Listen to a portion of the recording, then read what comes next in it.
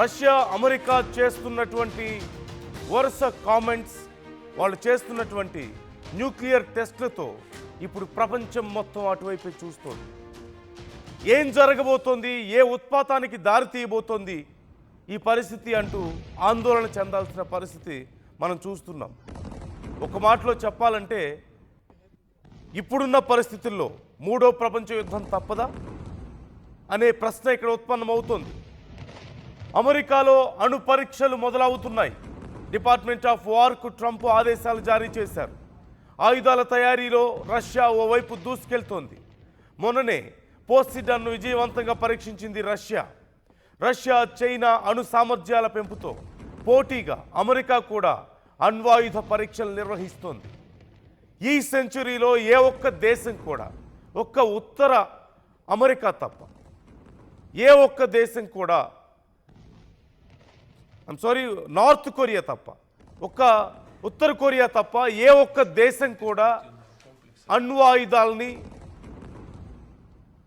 పరీక్షించలేదు. ఏ ఒక్క దేశం కూడా ఇలాంటి పని చేయలేదు. కానీ ఇప్పుడు ఈ 2025లో మరొక ఉత్పాతం దిశగా అమెరికా రష్యా వెళ్తున్నట్లుగా మనకు కనిపిస్తోంది. రష్యా మొన్న చేసినటువంటి టెస్ట్లతో missiles and drones which can carry nuclear weapons, nuclear warheads, ఈ టెస్ట్లతో అమెరికా సైతం కొంత భయపడుతున్నట్లుగా కనిపిస్తోంది.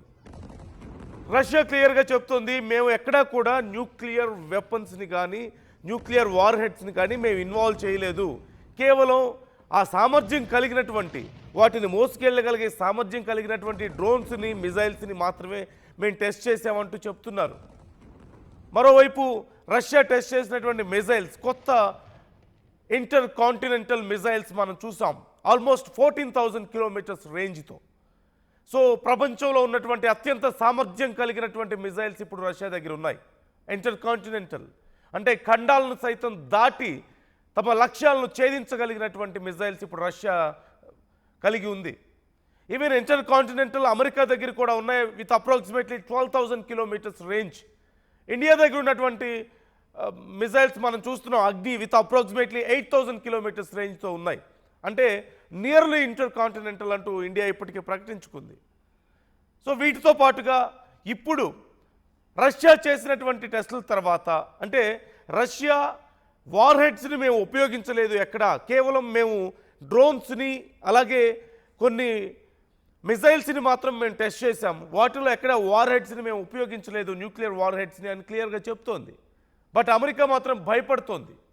లేదు, ఓ పక్క చైనా న్యూక్లియర్ వెపన్స్ని డెవలప్ చేసుకుంటుంది, మరోపక్క రష్యా న్యూక్లియర్ వెపన్స్ని డెవలప్ చేసుకుంటుంది, అలాంటప్పుడు మేమెందుకు చేసుకోకూడదు అంటూ ట్రంప్ చేసినటువంటి వ్యాఖ్యలు, అది కూడా చైనా అధ్యక్షుడితో భేటీ సమయంలో జరిగినటువంటి పరిణామాలు ఇవన్నీ కూడా. సో ఖచ్చితంగా మరొకసారి ప్రపంచ దేశాలు చాలా ఆసక్తిగా చూడాల్సినటువంటి పరిస్థితి. అగ్రదేశాలు అణ్వాయుధ పరీక్షలు చేస్తున్న సమయంలో ఎందుకు ఇలాంటి పరిస్థితి వచ్చింది అనేటువంటి చర్చ ఖచ్చితంగా ఉత్పన్నం అవుతుంది. వరుసగా రష్యాతో అమెరికా పెట్టుకుంటున్నటువంటి గిల్లి కజ్జాలు మనం చూస్తూనే ఉన్నాం. అంటే అమెరికా మాట వినడం లేదు కాబట్టి రష్యా ఇప్పుడు తప్పుడు దేశంగా మారిపోయింది. ఉక్రెయిన్తో యుద్ధం ఆపడం లేదు కాబట్టి రష్యా ఒక తప్పుడు దేశంగా ముద్ర వేయించుకుంది అమెరికాతో. అమెరికా ఏదైనా దేశాన్ని అసహ్యించుకుంటే, అమెరికా ఏదైనా దేశాన్ని తప్పుపడితే అప్పుడు ప్రపంచం మొత్తం కూడా తప్పుపట్టాలి. అమెరికా ఏదైనా దేశాన్ని గొప్ప దేశం అంటే అప్పుడు ప్రపంచ దేశాలన్నీ కూడా గొప్ప దేశాలు అనాలి. వాళ్ళ వైఖరి మనం చూస్తూనే ఉన్నాం. ఎన్నో దేశాల విషయంలో మనం చూసాం. లిబియా విషయంలో మనం చూసాం, సిరియా విషయంలో మనం చూసాం, ఇరాక్ విషయంలో మనం చూసాం, పాకిస్తాన్ విషయంలో చూస్తున్నాం. తాలిబాన్స్ని క్రియేట్ చేసింది ఎవరో ఒకప్పుడు, తమ అవసరాల కోసం వాడుకున్నారు. ఆ తర్వాత మళ్ళీ వాళ్ళ అవసరం తీరిపోయిన తర్వాత వదిలేశారు. వాళ్ళకి వ్యతిరేకంగా వాళ్ళు పనిచేయడం మొదలుపెట్టిన తర్వాత తిరిగి వాళ్ళ మీద దాడి చేసి ప్రపంచ దేశాలకి ఇది ఒక పెద్ద థ్రెట్ అని చూపించే ప్రయత్నం. అంతేందుకు ఇప్పుడు ఒక ఉగ్రవాద దేశం పాకిస్తాన్ని గొప్ప దేశం అని, వాళ్ళ సైనికుడిని ప్రపంచంలోనే గొప్ప సైనిక అధ్యక్షుడని పొగుడుతున్నటువంటి పరిస్థితి మనం చూస్తున్నాం కదా. సో వాళ్ళ అవసరాలను బట్టి మాత్రమే ట్రీట్ చేస్తారు. ఇక్కడ రష్యా క్లియర్గా చెప్తుంది, మేము ఎక్కడా కూడా వార్ హెడ్స్ ఇన్వాల్వ్ చేయలేదని. కానీ అమెరికా మాత్రం తమ భయంతో, అతి జాగ్రత్తతో, అతి ఉత్సాహంతో ఇప్పుడు న్యూక్లియర్ టెస్ట్లకు రెడీ అవుతున్నటువంటి పరిస్థితి కనిపిస్తోంది. ఇది ప్రపంచ దేశాలను భయపెడుతున్నటువంటి సందర్భాన్ని మనం చూస్తున్నాం. 1990 తర్వాత రష్యా న్యూక్లియర్ వెపన్స్ టెస్ట్ ఇంతవరకు చేయలేదు. మరోవైపు ఈ సెంచురీలో ఇంతవరకు ఎవ్వరూ కూడా న్యూక్లియర్ టెస్ట్ చేయలేదు. ఒక్క నార్త్ కొరియా తప్ప. నార్త్ కొరియా మాత్రమే ఆ ఎక్స్ప్లోజన్ చేసింది. రీసెంట్గా మనం చూసాం. ఇక ఏ ప్రపంచ దేశం కూడా గత 25 ఏళ్లుగా ఒక్క టెస్ట్ కూడా జరగలేదు 25th సెంచురీలో. కానీ ఇప్పుడు మాత్రం అమెరికా మొదలు పెడుతోంది. ఏంటి? రష్యా అనే ఒక సాకుని చూపించి. రష్యా న్యూక్లియర్ టెస్ట్ చేసింది అనడానికి అమెరికా దగ్గర ఏ విధమైనటువంటి ఆధారం లేదు. వాళ్ళు కేవలం వాటిని మోసుకెళ్ళగలిగేటువంటి మిజైల్స్ని, డ్రోన్స్ని మాత్రమే తయారు చేశామని చెప్తున్నారు. మరోవైపు అసలు ఏ దేశం దగ్గర ఎన్ని న్యూక్లియర్ వార్ హెడ్స్ ఉన్నాయి, ప్రస్తుతం ఎవరి క్యాపబిలిటీస్ ఏంటి అనేది మనం మాట్లాడుకునే ముందు ఒక్కసారి రష్యా న్యూక్లియర్ టెస్టులు చేస్తుంది అంటూ అమెరికా చేస్తున్నటువంటి వాదనకి రష్యా ఏం సమాధానం చెప్తుంది, పుతిన్ ఏం సమాధానం చెప్తున్నారో ఒకసారి చూద్దాం.